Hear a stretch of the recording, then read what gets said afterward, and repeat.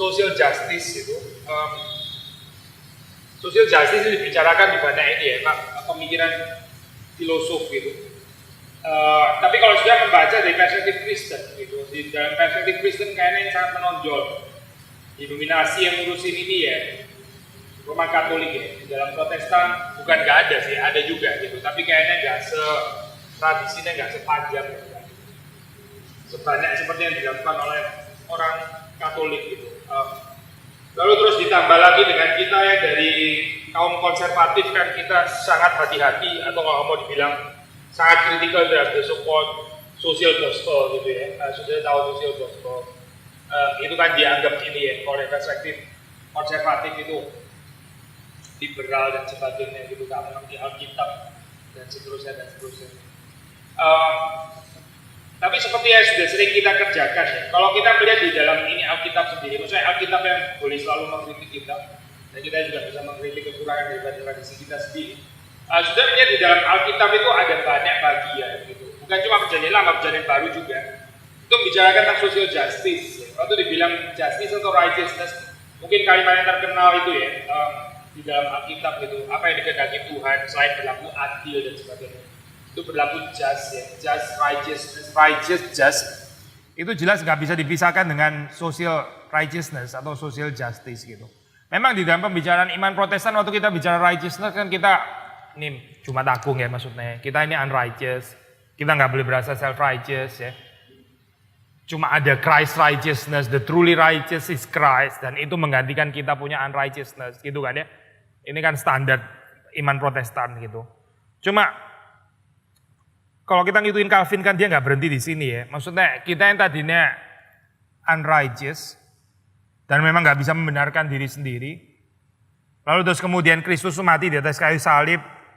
Dia memperhitungkan righteousness-nya itu diperhitungkan sebagai righteousness kita sehingga kita ini declared righteous. Kalau di dalam reform teologi kan sedikit berbeda dengan Lutheran. Kita juga memberikan penekanan yang kuat juga terhadap made righteous, bukan cuma declared righteous. Disebut righteous, tapi juga dibuat ya righteous, dikuduskan menjadi orang yang righteous. Jadi righteousness itu ya kalau Luther kan mengatakan simul justus et peccator, kita selama-lamanya orang berdosa. Ya itu betul juga di dalam pengertian bahwa righteousness kita itu tetap akan nggak sempurna di dalam hal ini ya. Tapi ini bukan berarti terus kalau gitu kita nggak perlu di made righteous, kita nggak akan pernah ada perubahan apa-apa dalam kehidupan kita. Kita akan still remain unrighteous dan bahwa yang righteous itu hanya Yesus Kristus saja. Saya pikir itu kacau ya, teologi kayak begini kan kacau gitu. Kita bisa mengatakan bahkan sedikit memperluas biasa ini ya diskusi yang dikatakan itu tanda-tanda orang pilihan itu apa gitu. Tanda-tanda orang pilihan itu ya itu dia itu exercise righteousness dalam kehidupannya gitu. Sama seperti tanda-tanda orang pilihan itu dia itu mencintai atau ada spiritual appetite untuk holiness, kekudusan, dan dia membenci dosa. Kita juga bisa mengatakan dia membenci dosa dan sebaliknya juga mengasihi righteousness.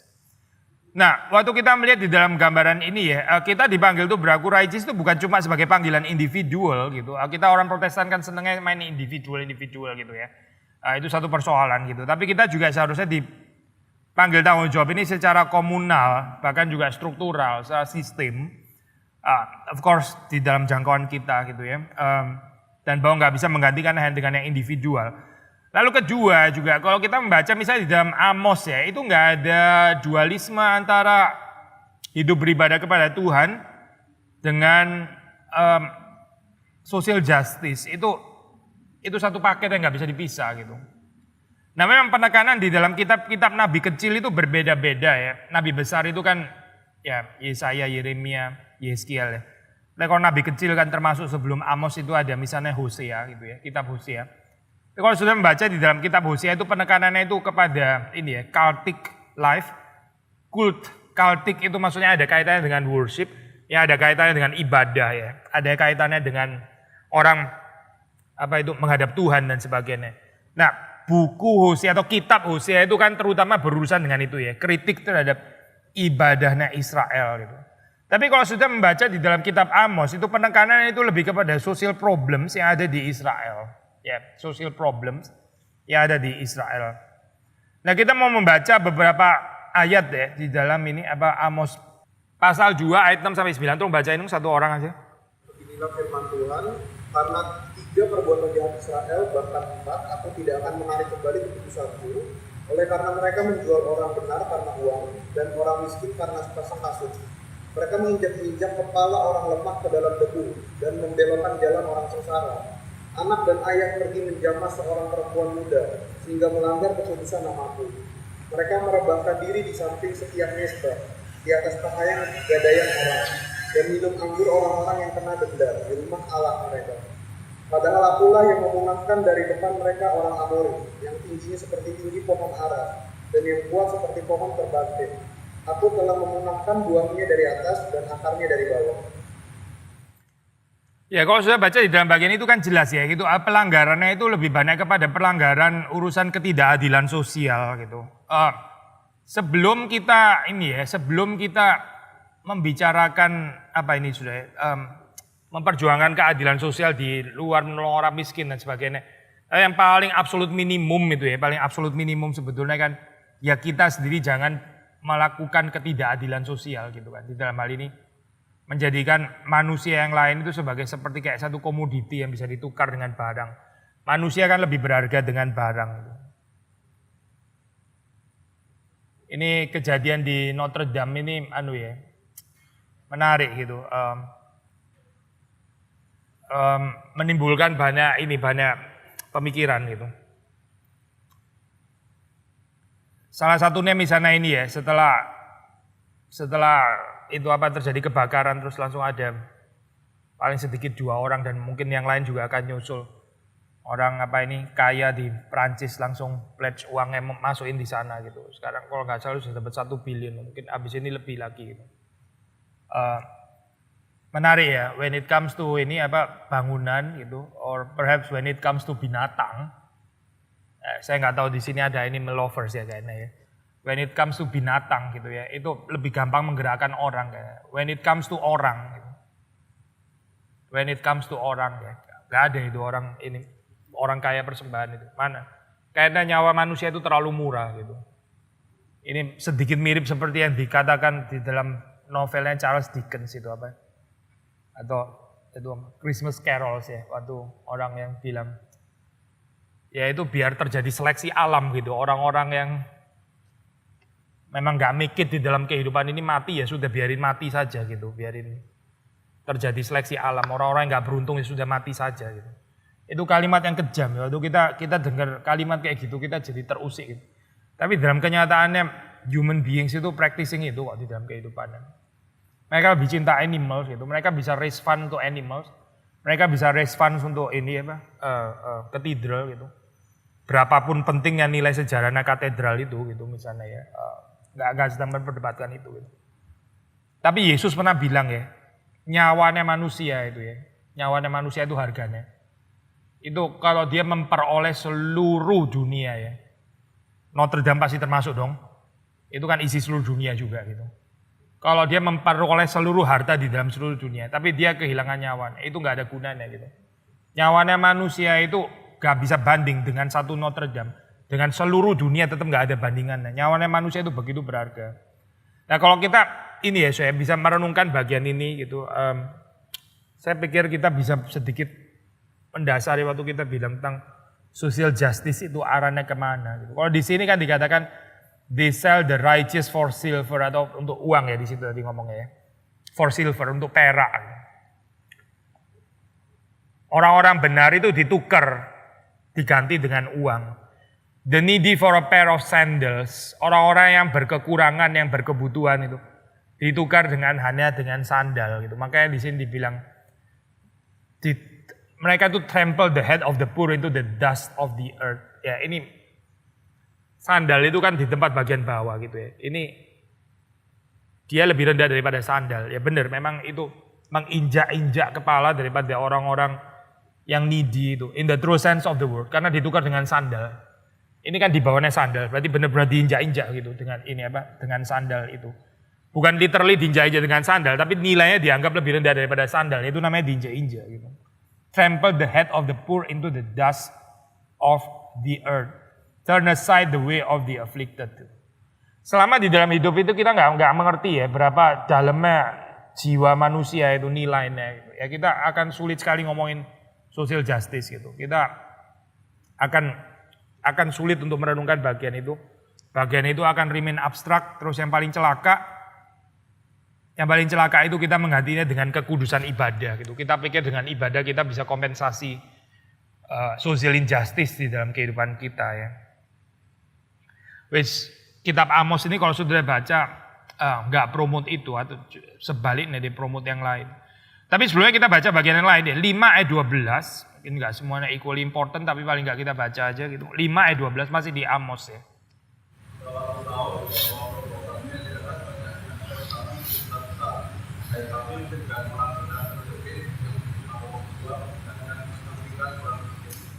Yeah, who afflict the righteous, who take a bribe, and turn aside the needy in the gate. Lalu terus kemudian 6 ayat 1 sampai 6. 6 ayat 1 sampai 6.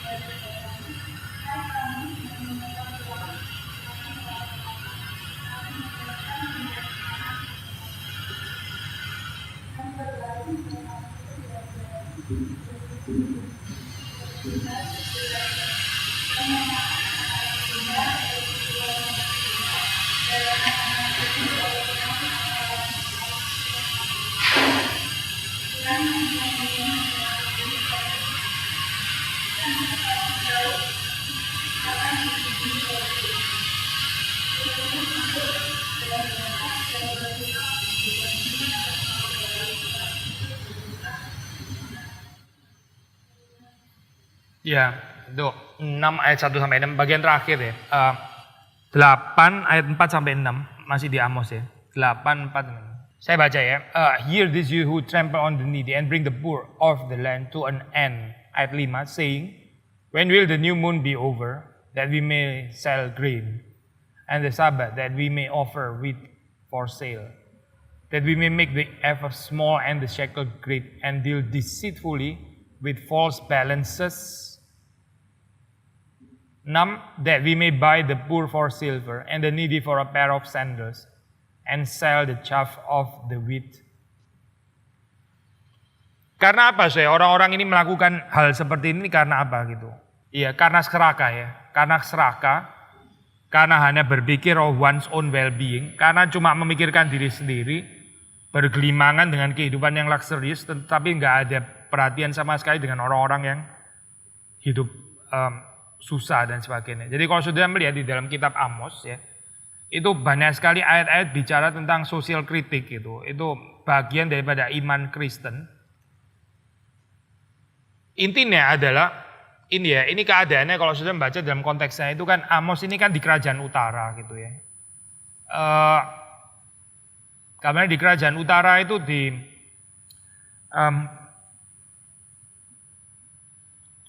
gambarannya itu economic prosperity ya, itu menjadi karakteristik ya pada zaman itu gitu. Tapi ya, persoalannya adalah itu cuma dinikmati oleh certain lapisan masyarakat saja. Gitu.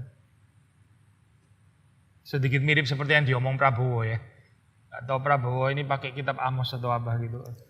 Hanya dinikmati oleh elit-elit di Jakarta gitu ya, katanya dia ini. Tapi terus kemudian Sandiaga bilang dia dan Prabowo termasuk yang 5% itu.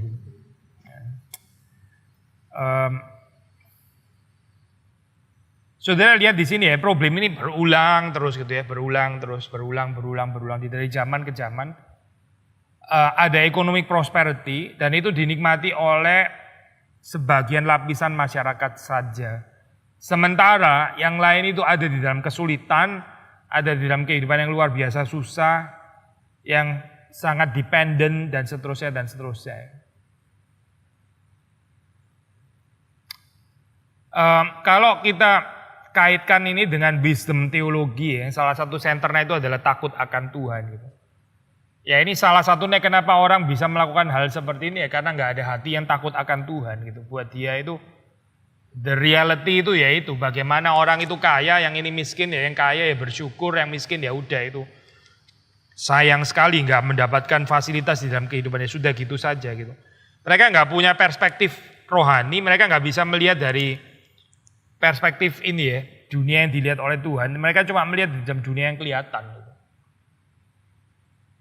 Tapi juga kita mesti mengerti ini ya Pak, sosial kritik di dalam kitab Amos ini kita nggak boleh terus kemudian membenturkannya misalnya dengan tekanan yang ada pada kitab Hosea. Seolah-olah Hosea ini lebih menekankan cult, ibadah, terus kemudian Amos itu lebih menekankan etik.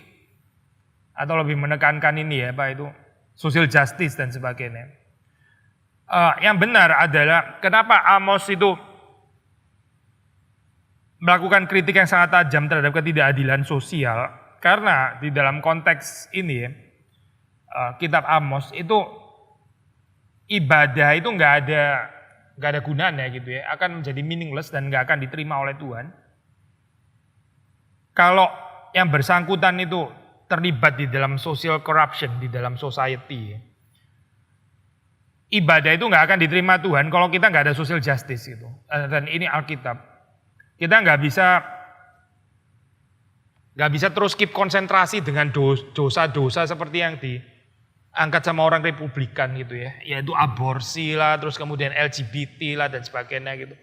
Tapi terus nggak peduli dengan keserakahan, dengan bahaya daripada kapitalisme, dengan dengan greed dan sebagainya gitu. Dianggap seperti kayak itu bukan urusannya partai kanan atau partai konservatif gitu.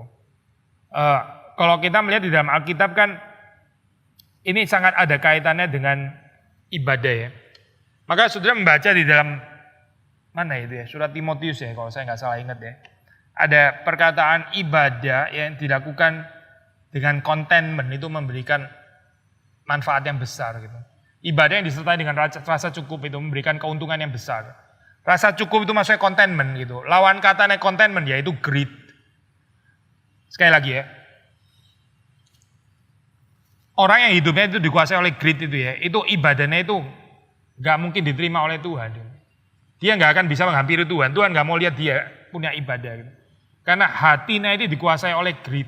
Nah, salah satu ekspresi daripada greed yaitu ini, social injustice. Maksudnya orang itu bukan melakukan social injustice karena memang pada dasarnya suka kepada injustice, tapi sangat mungkin karena dikendalikan oleh spirit greed itu tadi gitu ya. Jadi bukan social injustice sebagai dosa yang paling atas gitu ya, capital sin atau apapun istilahnya. Tapi ada dosa lain yang menyebabkan itu terjadi gitu. Ya salah satunya adalah greed, sin of greed. Nah kalau kita integrate ini ya di dalam konteks biblical teologi secara keseluruhan, makanya di dalam Perjanjian Baru dikatakan itu ibadah yang disertai dengan rasa cukup itu yang memberikan keuntungan yang besar. Orang yang hidupnya itu serakah, cinta uang dan sebagainya, likely sangat rentan terhadap social injustice. Itu ibadahnya kosong di hadapan Tuhan. Maksudnya di dalam hal ini Amos, the book of Amos itu nggak ada benturan sama sekali dengan Hosea, tapi malah memperlengkapi gitu. Kalau saya pernah ketemu dengan teman, dia seorang Arminian, dia mempertanyakan tentang kalau kita sebagai orang Calvinis percaya bahwa kita diselamatkan karena iman kita, karena Tuhan memilih kita. Arminian percaya bahwa sebaliknya. Arminian percaya bahwa manusia bisa memutuskan bahwa dia mengikut Tuhan atau enggak. Nah, yang jadi pertanyaan dia adalah kalau kami percaya bahwa manusia dipilih oleh Tuhan, berarti melepaskan tanggung jawab manusia. Mereka mempertanyakan dia mempertanyakan kalau gitu tanggung jawab manusia posisinya di mana, gitu Pak? Kan kalau orang Kristen yang dari bawah sebutkan bahwa mereka nggak Kristen, tapi di dalam kehidupan sosialnya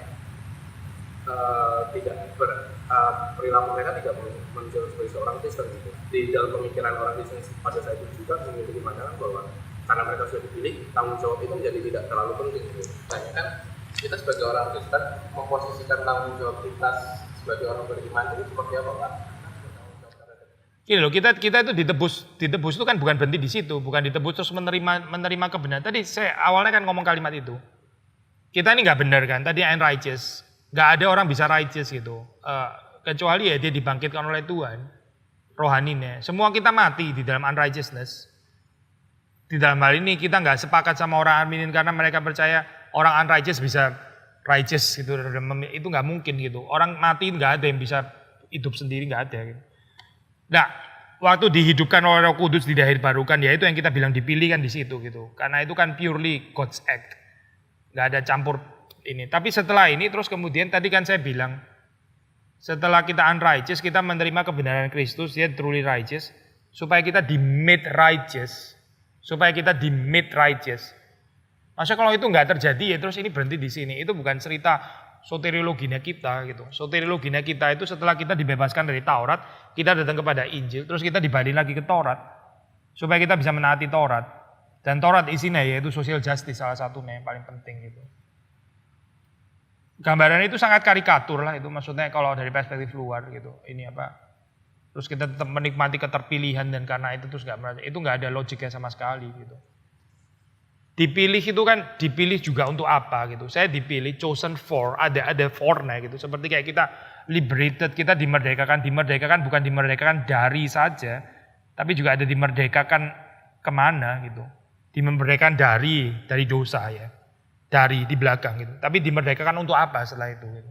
Ya untuk beribadah pasti. Untuk exercise social righteousness. Maksudnya kalau nggak ada dimerdekakan untuk apa? Itu bukan kemerdekaan Kristen. Kita nggak kenal model kemerdekaan yang tanpa untuk apanya nggak ada, itu bukan kemerdekaan Kristen.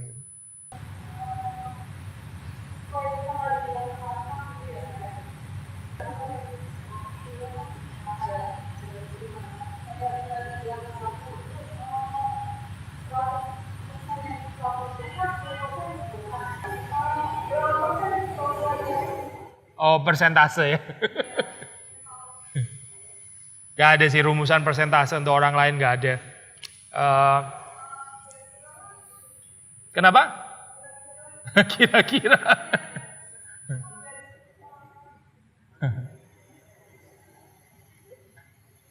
Gak ada sih, dari saat Alkitab kita bicara 10% terus berapa persen.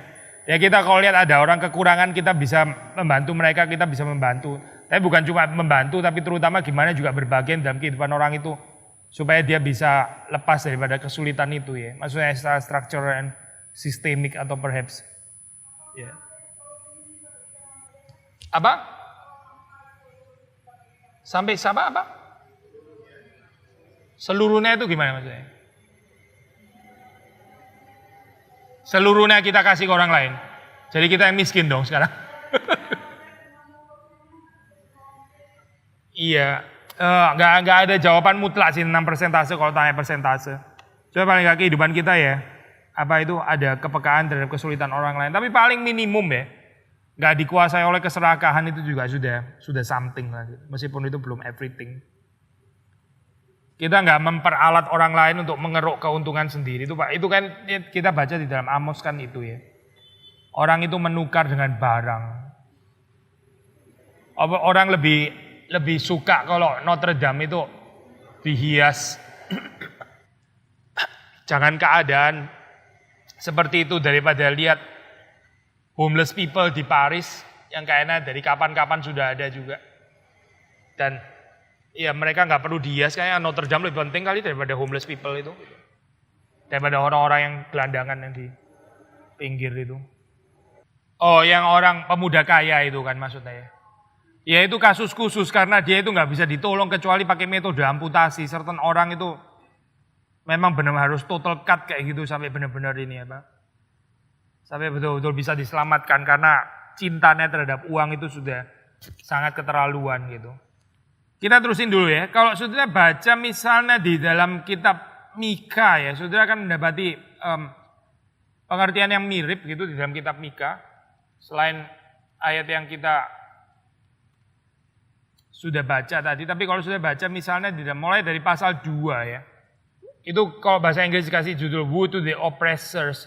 Celakalah mereka yang oppress, yang menekan, yang menindas. Kalimat-kalimat celaka kepada para penindas. Celakalah orang-orang yang melakukan kebenaran dan yang merencanakan kejahatan di tempat tidur, yang melakukannya di waktu fajar, sebab hal itu ada dalam kesempatan.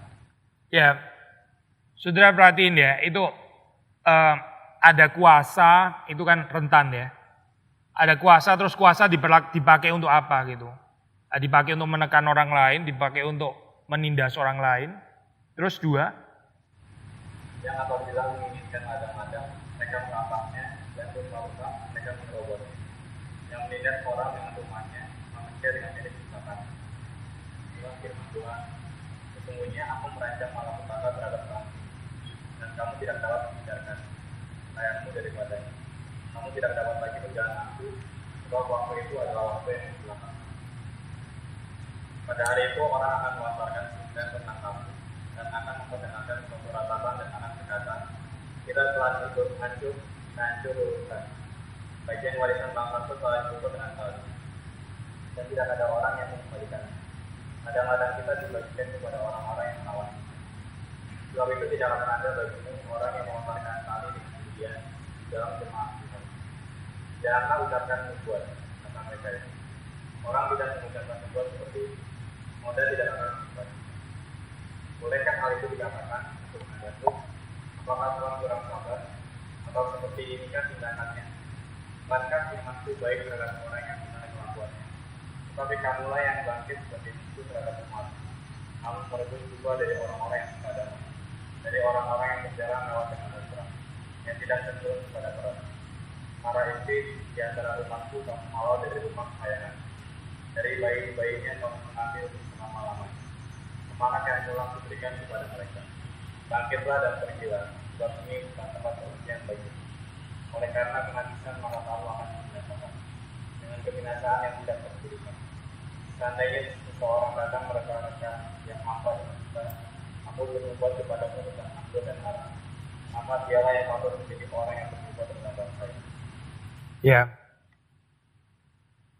Ini dari Mika dan ayat yang terkenal tadi ya, yang kita sudah kutip. Mungkin ayat yang paling terkenal di Mika gitu. Itu kan juga penekanan tentang righteousness, social righteousness atau social justice juga included di dalam hal ini ya. Jadi kalau sudah melihat di dalam ini ya, kitab nabi-nabi kecil gitu, seperti Amos, seperti Mika, itu mereka banyak melancarkan sosial kritik namanya ya.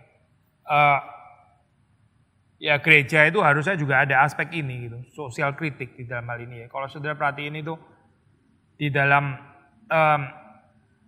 perjanjian lama ya, itu lagu-lagu yang ditulis dan sebagainya itu ada aspek sosial kritik gitu. Bukan cuma bicara tentang bagaimana kita mencintai Tuhan gitu ya di dalam aspek kultik tadi, tapi juga ada satu kalimat-kalimat yang diberitakan untuk menjadi sosial kritik terhadap masyarakat gitu. Itu bagian yang penting sekali untuk tanggung jawab orang Kristen. Karena apa? Sekali lagi ya, karena menurut konsep ini gak ada ibadah yang benar kecuali disertai dengan social justice gitu. Social justice dan ibadah itu gak bisa dipisahkan kalau menurut Alkitab.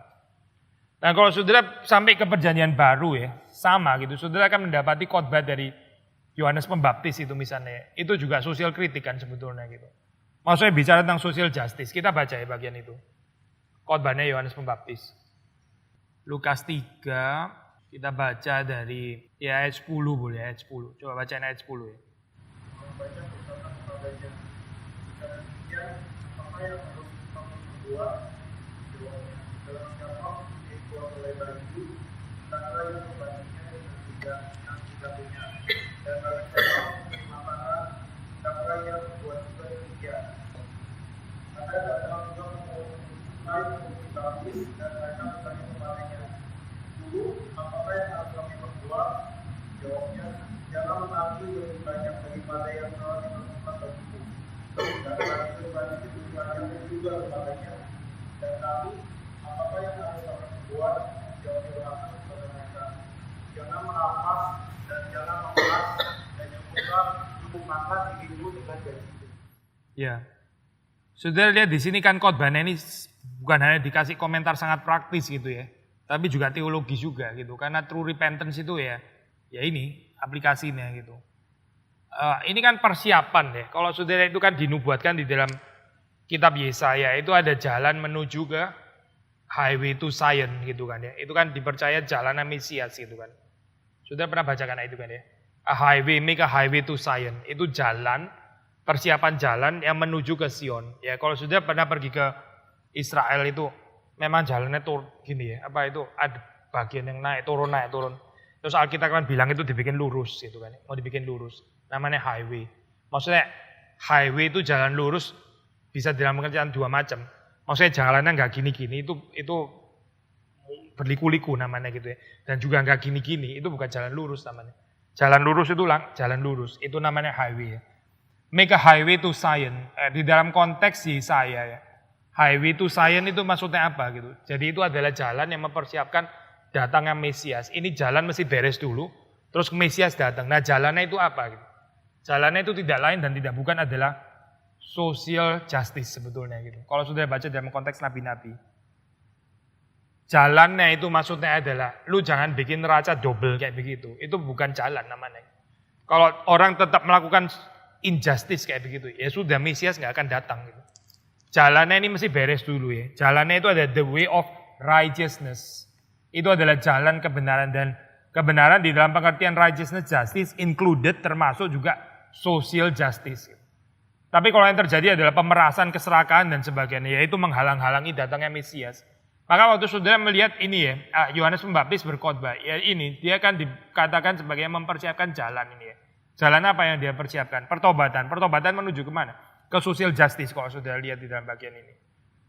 Jadi itu kalau kita bicara ini ya, theology of Mesias itu bukan tanpa social justice. Di sini kita bisa melihat berapa pentingnya social justice gitu. Bukan cuma dianggap dikerjain sama orang-orang liberal lah, social gospel dan sebagainya. Itu adalah mungkin pendapat daripada orang-orang konservatif yang nggak mau terlibat di dalam bagian itu gitu. Sudah pelit, sudah nggak peduli sama orang susah, terus habis itu doing theological justification lagi.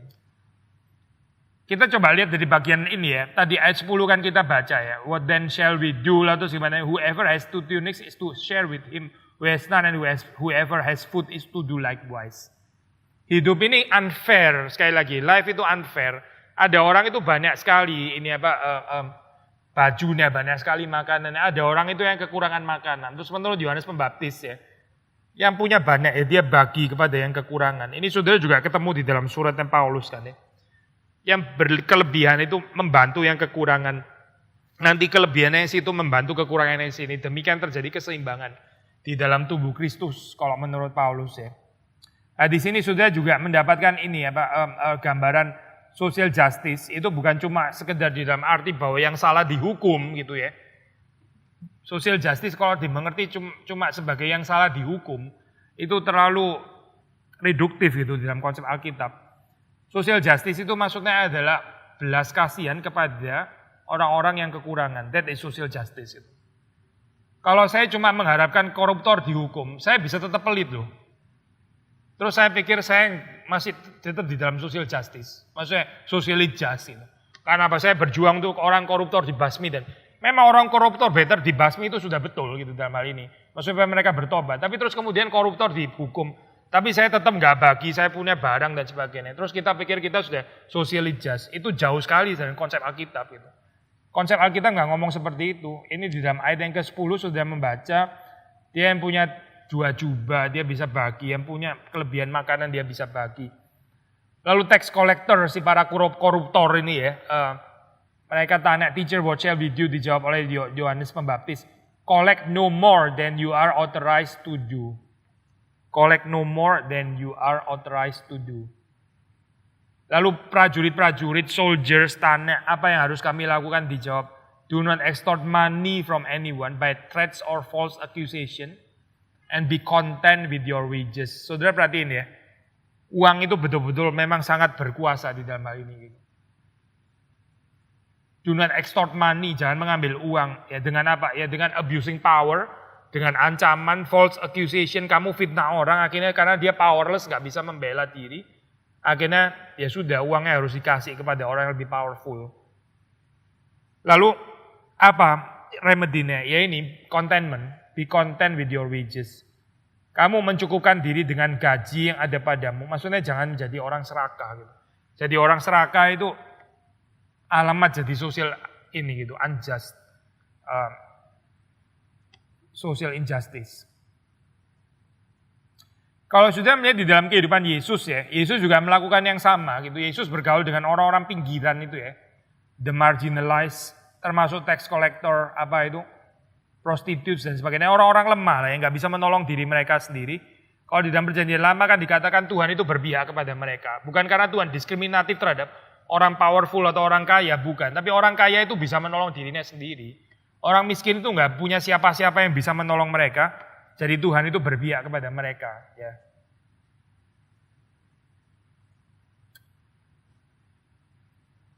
Itu kalau sudah baca di dalam cerita reformasi ya. Kan gereja sibuk dengan gedung yang makin lama makin bagus, makin lama makin gede, makin lama makin mewah dan sebagainya gitu. Dan mereka bilangnya itu pekerjaan Tuhan gitu. Tapi Luther itu matanya kepada petani-petani yang susah, yang miskin, yang ya sudah miskin masih diperes lagi gitu. Suruh kasih persembahan untuk gereja gedung Vatikan gitu, supaya di Roma supaya jadi dan sebagainya, yang perlu luar biasa banyak uang dan sebagainya. Maksudnya kalau sudah baca cerita reformasi itu bagaimana Tuhan mengalihkan pandangannya ya dari gereja yang sibuk terus memperkaya dirinya sendiri, tapi terus nggak ada kepekaan terhadap orang-orang yang ada kebutuhan. Sehingga akhirnya gereja itu jadi nggak diberkati lagi. Sekali lagi ya, sudah melihat di dalam kehidupan Yesus juga bersama dengan orang-orang yang miskin, sampai dia mengeluarkan kalimat berbahagialah mereka yang miskin. Ya.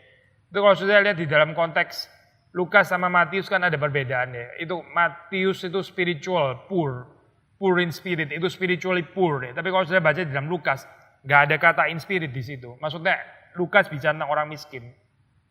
Jemaatnya Lukas itu ada orang-orang yang betul-betul miskin, ada orang yang kaya gitu ya. Dan dia sangat kritik terhadap orang-orang kaya yang nggak melakukan bagiannya. Di dalam kitab Lukas ya maksudnya. Ini bukan problem di dalam jemaatnya Matius, tapi menjadi problem di dalam jemaatnya Lukas. Gap antara yang miskin dan kaya itu terlalu jauh gitu. Terus kemudian di dalam hal ini ya Lukas mengingatkan kepada jemaatnya dengan memberikan banyak kritik terhadap ini ya Pak. Stan kekayaan yang bahaya itu.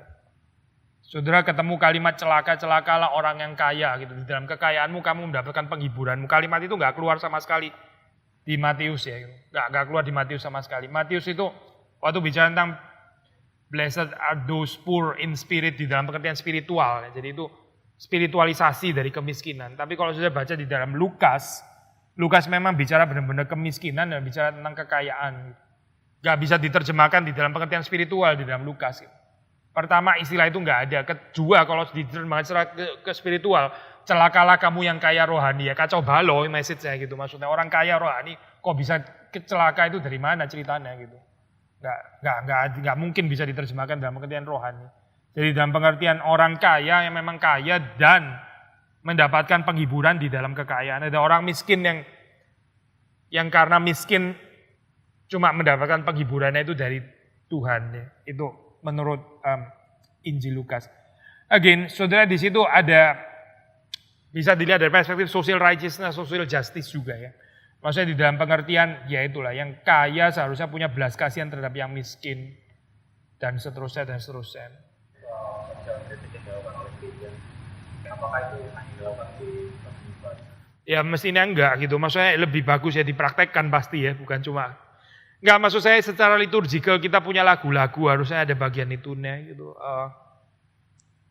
Ini kritik ourselves gitu maksudnya ya. Kalau sudah lihat ya banyak melakukan kritik-kritik social injustice itu musik-musik rock. Ya itu aneh gitu maksudnya. Aneh dalam pengertian kenapa kok kita nggak ada tradisi itu gitu. Padahal di dalam Alkitab itu ada. Waktu Miriam itu menyanyi ya. orang Mesir dan kereta kudanya ditenggelamkan gitu kan. Itu kan protes song ya, maksudnya protes song dalam pengertian kita nggak percaya kepada kekuatan military power gitu.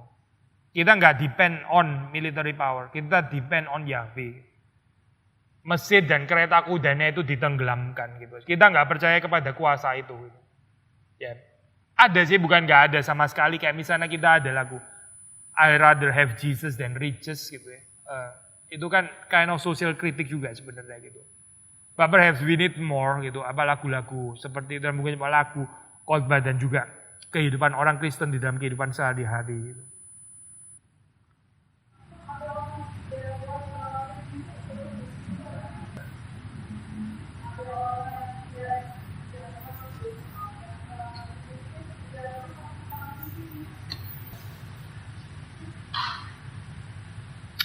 Ya nggak tahu, hidup di dalam sistem kapitalisme bisa gitu. Yang kaya yang di atas, yang di bawah itu sudah hampir sudah seperti Buddha gitu.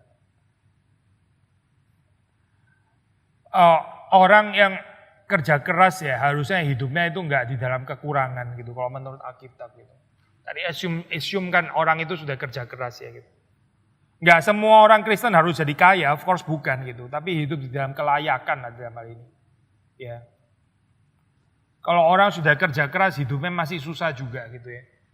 Lebih parah orang yang nggak kerja keras, hidupnya bergelimangan di dalam ini apa, kekayaan dan sebagainya. Itu kan memang ketidakadilan sosial di dalam hal ini.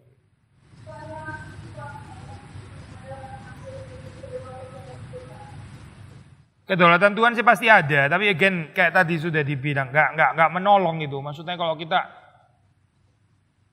kita bicara kedaulatan Tuhan itu cocok untuk dalam pengertian ini loh. Orang lahir di mana, yaitu kedaulatan Tuhan memang.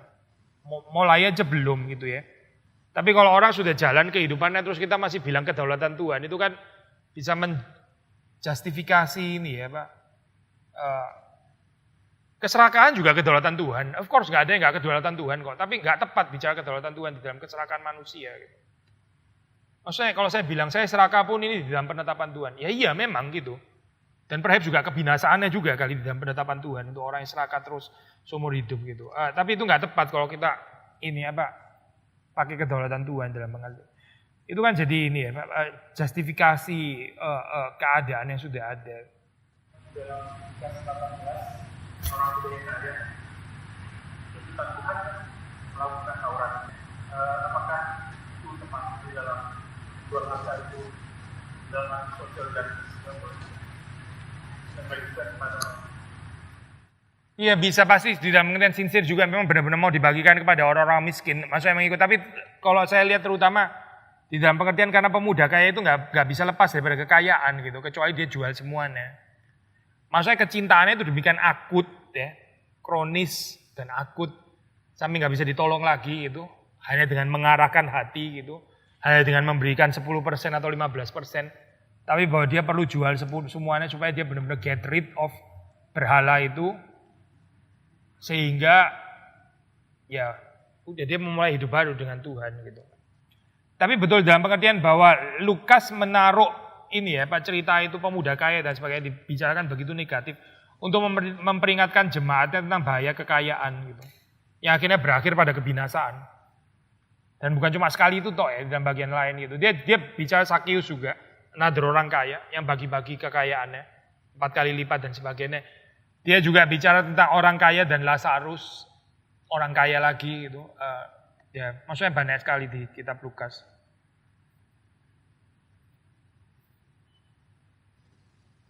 Bukan ini ya, bukan salah menjadi orang kaya gitu. Tapi kalau pinjam bahasa Lukas, kaya dan mendapatkan penghiburan di dalam kekayaan itu yang celaka kalau menurut Alkitab gitu. Seperti bukan sesuatu yang salah kalau orang itu punya power gitu, bukan sesuatu yang inherently keliru. Tapi terus kemudian power itu apa gitu, dia dealing dengan power itu bagaimana. Ya kalau kita punya power ya kita lebih ada power, kita bisa lebih banyak menolong orang gitu misalnya ya. Tapi kalau punya power dan karena itu lebih bisa banyak menekan orang atau menindas orang, ya jadi persoalan. Dalam kondisi kita ya, kita memilih antara kalau kita lihat bahwa kalau yang satu, kita tuh berada di dalam satu kondisi akan ada bahaya terhadap mungkin keamanan akan terancam, keamanan mayoritas mungkin akan terancam. Ini masih ngomongin pemilu maksudnya atau apa? Di sisi yang lain, kita juga melihat bahwa ada ketidakadilan yang terjadi kepada orang. Seriously, ini ngomongin tentang realm politik atau apa maksudnya? Oh. Jadi, apakah kita harus menuntut keselamatan akan ketidakadilan demi kepentingan orang banyak? Demi kepentingan orang banyak, ketidakadilan demi kepentingan orang gimana ya caranya ya? Yang pertama ini, yang satu kita pikir kalau pilih yang ini, maka mungkin akan terjadi gabungan kestabilan keamanan. Maka kita pilih yang satunya. Tapi waktu kita pilih yang satunya, kita juga tahu bahwa orang ini juga melakukan ketidakadilan. Ada ketidakadilan yang dia lakukan.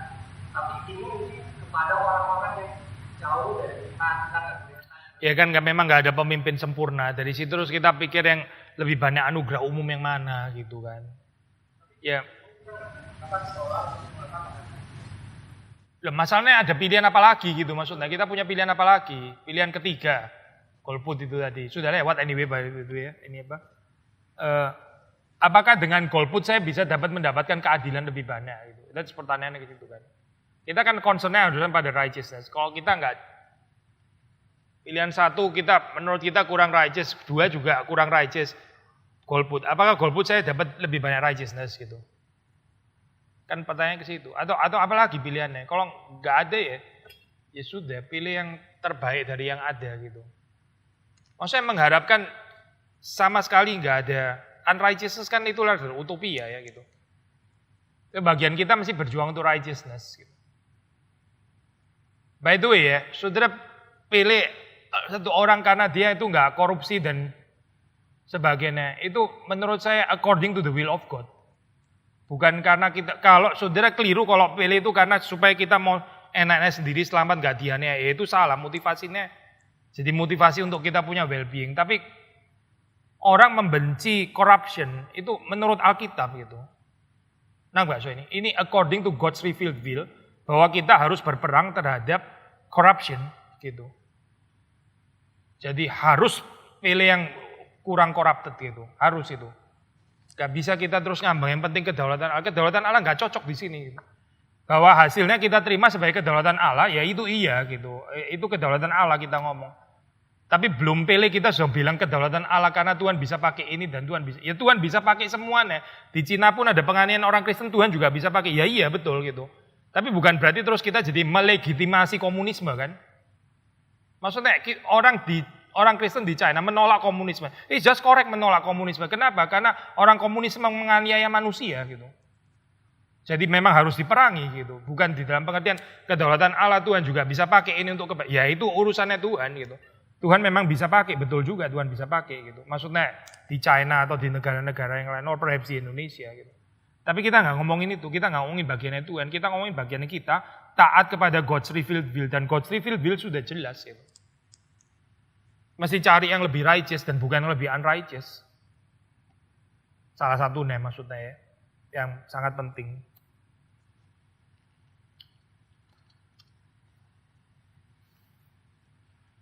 Righteousness itu kan bicara ini ya, kingdom of God. Kingdom of God itu berarti kan luas gitu. Kalau maksudnya dalam pengertian ini dunia politik yang pikirannya lebih luas, yang itu lebih mirip kingdom of God. Tapi yang betul-betul mengerti kingdom of God ya pasti harus orang percaya gitu ya. Tapi kalau yang bukan orang percaya bagaimana? Bukan orang percaya kita nilai siapa yang lebih prinsip yang mirip kingdom of God. Yang mikirnya lebih kepada keseluruhan daripada pikir sempit gitu. Maksudnya pikir ini. Bahwa dia dalam mikir keseluruhan masih tetap ada bagian yang gak terjangkau. Or perhaps still diskriminatif juga. Yang kita masih dalam dunia yang berdosa. Gitu. Di dalam hal ini. Mungkin satu ayat lagi ya, kalau sudah baca di dalam Yakobus itu kan juga meng-affirm ya tentang ini ya, tentang social justice yang dikaitkan dengan ibadah. Di situ kalau sudah baca ibadah yang sejati ya, atau agama yang sejati ya, agama yang sejati kalau di teman bahasa Inggris. Kita baca di 1 ayat 27 ya, 1 ayat 27. Sebagai yang murni dan yang tak bercacat di hadapan Allah Bapa kita, dalam melindungi yatim piatu dan janda-janda dalam kesusahan mereka, dan menjaga supaya dirinya sendiri tidak dicemarkan oleh To visit orphans and widows in their affliction. Social justice kan ini ya, bicara tentang ini compassion terhadap orang-orang. Ini nggak bicara widows yang kaya dan genit dan uangnya banyak, dapat warisan 17 rumah. Ya bukan widow itu maksudnya ya. Ini bicara tentang widow yang miskin pasti dalam hal ini gitu. Bicara tentang widow yang nggak tahu lagi mesti pergi ke siapa karena sudah nggak ada suami. Orphans and widows ya. In their affliction, di dalam kesulitan mereka. Menurut Yakobus itu adalah agama atau ibadah yang murni dan yang tidak bercacat. Jadi sekali lagi ya, affirming ini ya, poin yang kita baca dari Amos, dari Mika, yaitu bahwa kita nggak bisa memisahkan antara ibadah yang sejati, agama yang benar, kesalehan dengan praktek social justice gitu. Saudara masih muda ya, ntar siapa tahu suatu saat jadi bos, entrepreneur dan sebagainya, atau karyawan juga nggak apa-apa juga sih gitu. Tapi make sure ini ya saudara sebagai orang Kristen don't practice social injustice itu paling minimum. Terus setelah itu ya, bukan cuma tidak practice social injustice dan tidak oppress, tapi juga ada belas kasihan terhadap orang-orang. Ini prinsip firman Tuhan kan ya. Kalau Paulus bilang itu di dalam tubuh Kristus itu ada anggota-anggota elok yang nggak terlalu perlu perhatian lagi gitu. Karena mereka itu anggota elok. Yang perlu diperhatikan itu anggota-anggota yang tidak elok. Kalau menurut Alkitab ya. Anggota-anggota yang nggak elok itu mesti mendapatkan perhatian khusus gitu. Tapi dunia kita seperti sudah tahu ya, itu memperhatikan orang-orang yang elok. Dunia kita gitu. Orang-orang yang beruang, orang-orang yang potensial dan sebagainya, itu yang diperhatiin. Kalau gereja jadi kayak begitu ya, sudahlah itu gereja gagal. Itu nggak kayak gereja, itu jadi kayak dunia sebenarnya. Kalau di kita ya, itu di departemen penggembalaan kita kan ada ini. Saya nggak tahu saudara aware atau enggak gitu, tapi kita coba kalau ada orang yang kesulitan gitu, kita bukan cuma diakonia. Diakonia termasuk juga di dalamnya. Tapi kita juga ada kayak tim yang mikirin ini orang itu bisa kerja di mana kalau yang belum dapat kerja.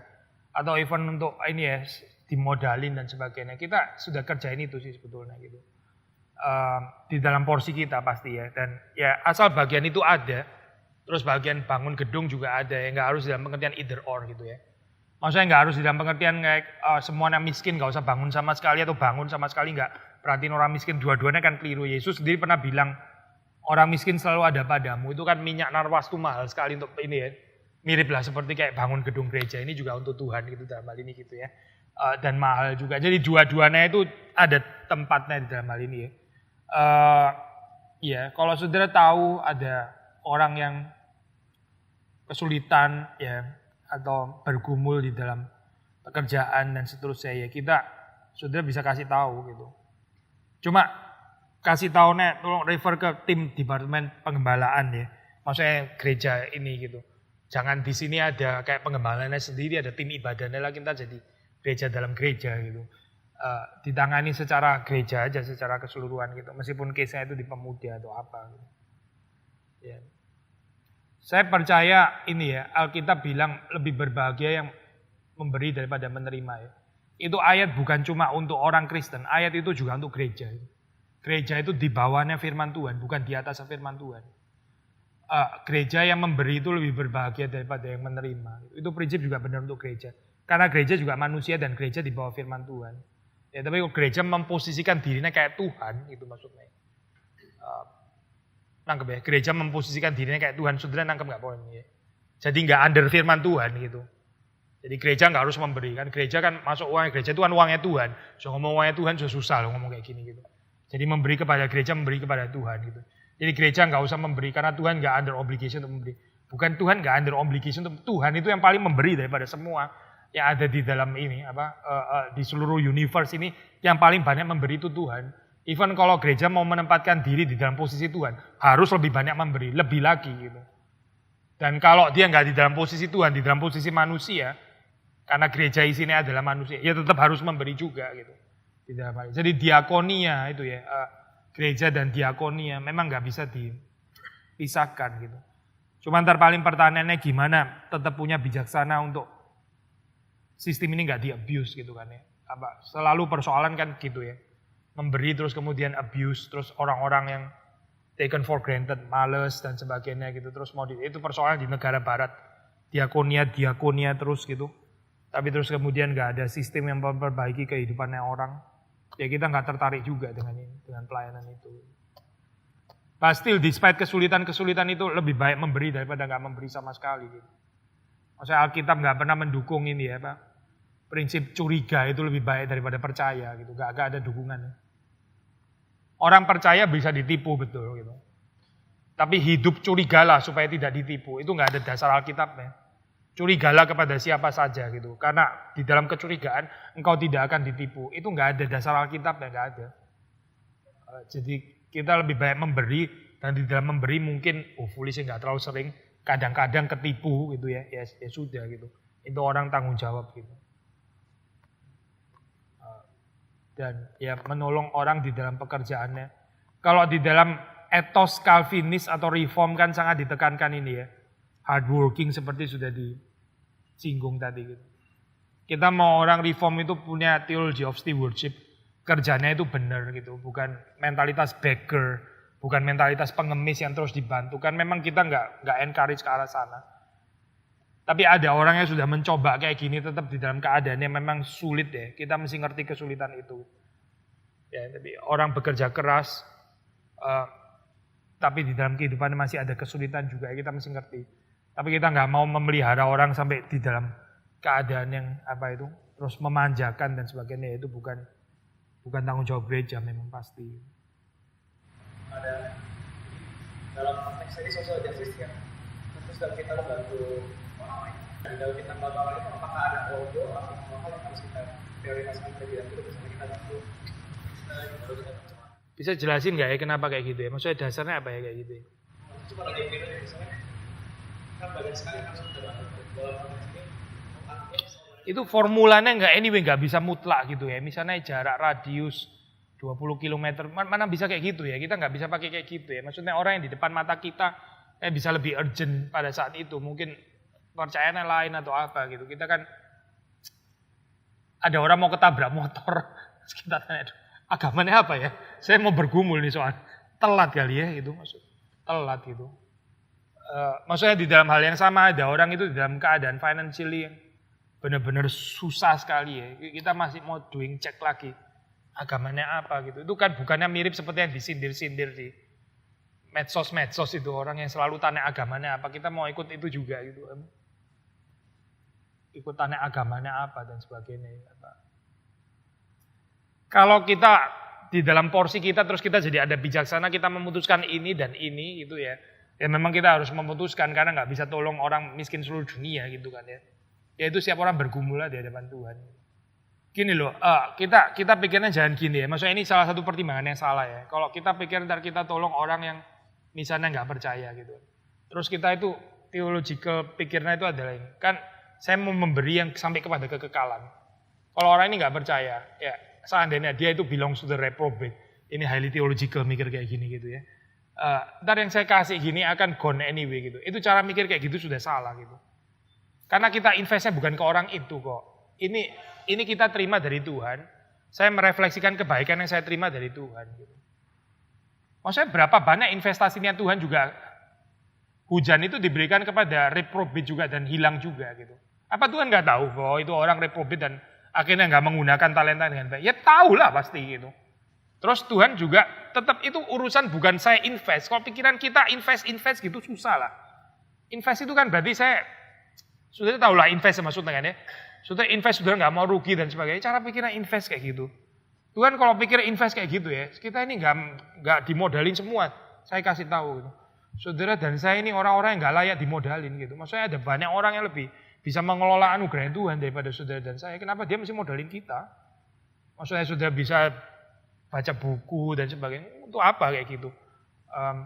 Mungkin juga nggak terlalu efektif kali di dalam kehidupan kita. Tapi Tuhan melakukan itu karena dia mau menyebar kebaikannya gitu. Simply reflecting gitu loh. Maksudnya ini emanating the goodness gitu loh. Nothing tulus maksudnya. Ini bukan saya taruh terus habis itu, saya lihat dulu dong, ntar habis itu baliknya apa ini sampai ke itu egois gitu apa. Saya nggak mau taruh di tempat yang saya nggak dapat upah gitu maksudnya. Atau apa sih sebenarnya? Kalau saya kasih ya sudah kasih saja gitu. Orang kasih ternyata disalahgunakan. Ya dia bertanggung jawab teman. Tapi saya sudah bersaksi memancarkan kebaikan yang saya terima dari Tuhan. Regardless dia percaya atau nggak percaya gitu. Tapi kalau pikiran saudara itu invest terus gitu, invest tuh. Invest. Ini ya, saudara pemuda ya. Kalau secara aturan invest ya, ini pemuda masih jauh gitu. Tapi kalau saya pikir kayak gini, yes, itu lansia nggak usah dilayani aja gitu. Investasi rugi semua. Sudah mau maaf ya, sudah mau ketemu Tuhan soalnya.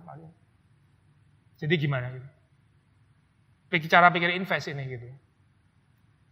Gak bisa kayak gitu loh. Maksudnya di dalam ini ya, di dalam iman Kristen kan kita itu bertanggung jawab sama semua lapisan. Bukan cuma cara pikir invest kayak gitu, yang itu perhaps bukan Kristen itu cara pikirnya. Gak tahu kalau ada yang gak setuju boleh juga ini Pak. Ini kan bukan khotbah di atas sana ya, ini agak rendah, meskipun tinggi sedikit juga sih. Ada badukannya segini, cuma ya maksudnya kita boleh discussion gitu. Kalau ada anak cucunya, mungkin diambil mantu setelah itu. Siapa tahu dikasih cucunya. Another invest. Ya.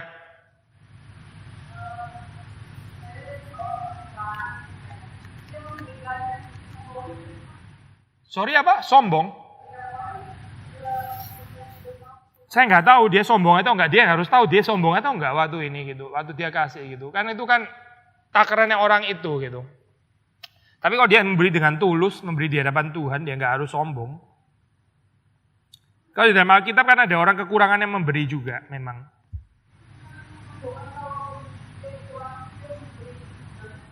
Enggak, orang kaya yang memberi juga bisa sombong. orang kaya memberi bisa sombong gitu. Kenapa orang kekurangan memberi kok jadi harus sombong ya? Gak harus sombong sih. Kenapa?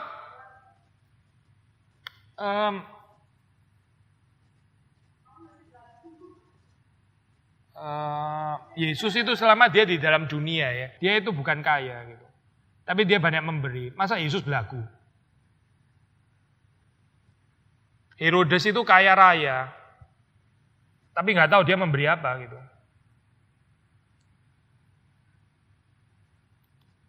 Nggak ada keharusan sih orang miskin waktu dia memberi terus kita judge dia itu belagu dan sebagainya, nggak ada. Nggak ada keharusan. Tapi orang itu sendiri mesti tahu motivasinya apa waktu dia memberi. Yang pertanyaan tadi soal organisasi, orang bisa bilang atau maksudnya tanggung jawab dia bahwa organisasi itu tanggung jawab lebih besar kepada pemerintah. Ya ada poinnya sih ngomong kayak gitu. Pasti ada bagian pemerintah juga gitu. Tapi gereja tetap ada bagian juga ya gitu ya. Saya pernah baca ya di dalam zamannya Calvin ini memang dua source yang beda gitu. Nggak tahu timingnya sama atau enggak. Tapi saya pernah baca satu tulisan gitu. Di zamannya Calvin itu penduduk Jenewa kira-kira 20.000. Ini nggak tahu yang tahun berapa ya. Maksudnya bisa ada 20.000. Yang waktu dia terima refugee itu ya. Refugee dari Prancis yang dianiaya ya. Itu dia terima kira-kira 60.000. Maksudnya kalau ini kira-kira di dalam waktu yang sama ya. Saudara bisa bayangin ya itu satu kota penduduknya X, dia terima itu 3 kalinya gitu. Jerman itu penduduknya, saya nggak tahu sekarang berapa ya, 60 sampai 80 juta. Dia cuma terima 1 juta, sudah diamu-amuin seluruh dunia kayaknya sok heroik dan sebagainya. Penduduknya itu kira-kira 60 sampai 80. Terima refugee-nya itu 1 juta gitu. Sebanyak-banyak 1,5 juta lah gitu. Calvin di Jenewa, penduduknya 20.000, dia terima 60.000 gitu. Sudah bisa bayangin nggak berapa jauhnya kita dari ini Calvin gitu. Berapa jauhnya kita daripada orang-orang suci itu gitu. Itu perhitungannya dari mana? Gimana cara tampungnya? Satu orang mesti kasih makan another 3 orang gitu. Gimana itu caranya gitu maksudnya? Saya nggak tahu ya, mungkin nggak langsung gedebruk 60.000, mungkin juga enggak sih. Mungkin masuk sampai akhirnya totalnya 60.000.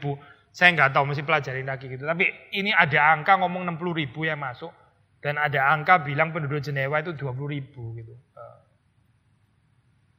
Ya, maksudnya yang saya mau bilang adalah memang Calvin dulu juga punya akses sama Dewan Kota dan sebagainya. Tapi Calvin juga churchman gitu, maksudnya dia juga melakukan bagian itu bukan sebagai statesman, tapi sebagai churchman juga. Maksudnya di sini ada kerjasama antara gereja dan negara gitu. Gereja dan negara, bukan sepenuhnya gereja, negara nggak mau tahu, tapi juga bukan sepenuhnya negara terus gereja nggak mau tahu gitu. Perbedaan konteks sekarang, maksudnya kalau itu konsen tentang antara gereja dan state. Iya, memang konteksnya agak lain, tapi tetap bagian itu bahwa itu adalah bagian dua-dua itu mau konteks apapun ya memang selalu gitu ya tanggung jawabnya gitu.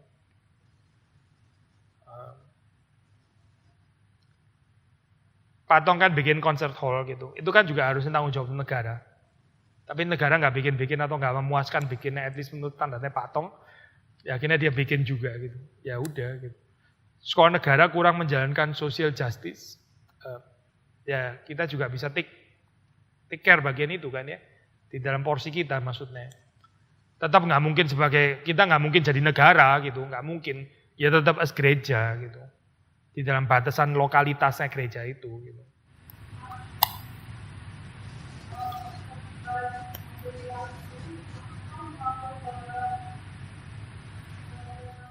Ya ada juga lembaga yang ngurus kayak gitu, tapi kalau kita pakai lembaga kayak gitu kita mesti cek dia itu gimana cara kerjanya gitu, efisiensinya dan sebagainya.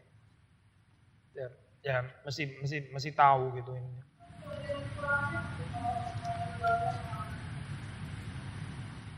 Kelebihannya ya mereka harusnya supposedly lebih profesional ya ngerjain itu karena itu memang bidang mereka. Kekurangannya yaitu pasti ada dana-dana yang dipakai untuk biaya administrasi. Ntar yang nganter ke sana mesti naik transportasi juga dan sebagainya. Harap sih tinggalnya nggak di hotel bintang 7 gitu, dan nggak naik pesawat jet pribadi dan seterusnya. Maksudnya bisa banyak sekali sih ini variasinya gitu. Terus uang berapa kasih berapa, kita kasihnya cuma berapa, mungkin sudah habis di uang transport dulu gitu. Ya, nggak ada poinnya. Might as well dia nggak usah pergi. Maksudnya kesulitan kan selalu di sana.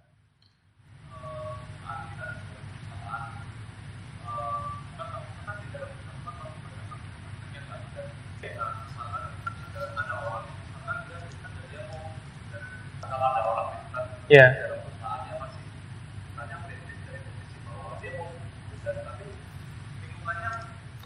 Ya itu memang pergumulan kita di Indonesia. Tapi sekali lagi ya, saya tekenin deh. The idea of social righteousness itu bukan cuma sekedar correctness gitu loh maksudnya. Itu tadi benar, salah, hitam, putih, bersih, nggak bohong, jujur. Itu terlalu reduktif untuk Alkitab gitu. Social righteousness itu saya include sebanyak mungkin orang. That's social righteousness gitu. Maksudnya ini bukan pekerjaan cuma dinikmati segelintir orang, itu bukan social righteousness namanya. Yesus itu mati untuk semua, bukan mati untuk orang Farisi. Dia mati untuk semua bangsa, dia mati bukan cuma untuk orang Yahudi. That is righteousness gitu. Social righteousness yang bukan tanpa predestinasi ya maksudnya. Tapi kalau kita pekerjaannya, ini loh maksudnya kita ngomongin righteousness itu bisa banyak aspeknya. Kalau cuma ngomongin correctness kayak gini, bersih, gak menyuap dan sebagainya, ya agak reduktif gitu. Tapi gimana pekerjaan kita ini bisa berguna untuk banyak orang nggak gitu? Kalau saudara kerja di pabrik Ferrari misalnya ya, mungkin gaji tinggi, tapi itu yang menikmati berapa gelintir orang, berapa orang bisa beli Ferrari itu gitu. Terus urusannya sama social righteousness apa gitu? Ya lebih mirip elitism daripada social righteousness. Itu aspek yang kita mesti pikirin di dalam pekerjaan kita, bukan cuma nyuap nggak nyuap terus apa sih itu. Ya itu juga pergumulan. Saya tahu ini memang pergumulan di Indonesia. Mungkin ini bukan bagian saya yang as pendeta. Mungkin mesti panggil lagi orang kayak Pak Tandean kemarin kali untuk share lagi. Gitu. Waktu itu datang nggak waktu ini? Terus ada pertanyaan itu juga kan? Jadi gimana jawabannya?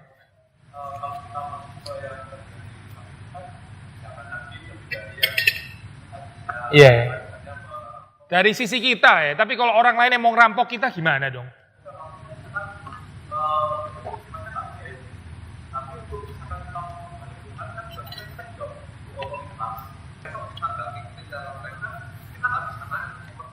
Ya makanya doakan supaya orang-orang Kristen juga masuk ke dunia politik dan ada orang-orang kayak Ahok lagi yang nggak terlalu cepat di penjara gitu.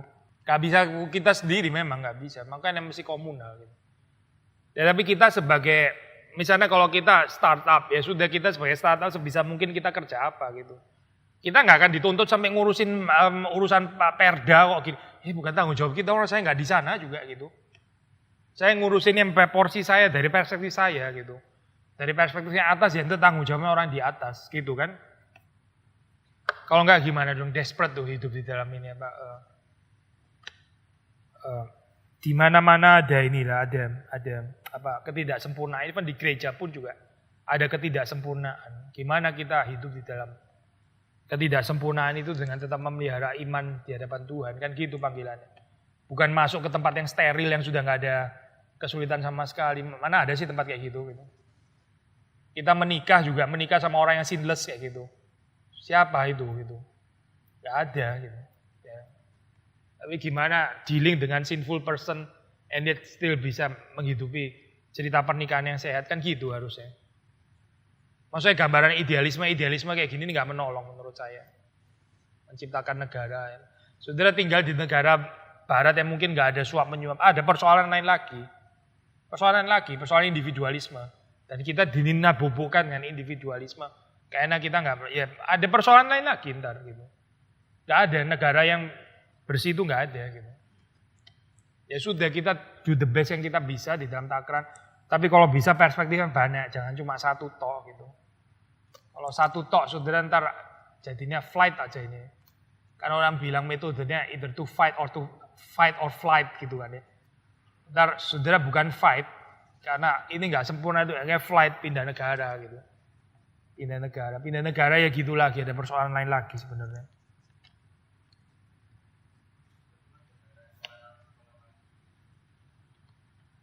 Yang kita bisa lakuin, yang kita nggak bisa lakuin ya sudah, gimana. Sebatas yang kita bisa lakuin, ya kita lakuin gitu. Ini sebisa mungkin. Gak tahu yang lain juga bisa boleh sharing sih, urusan kayak gini. Ada nggak tambahan? Belum pada kerja atau sudah kerja?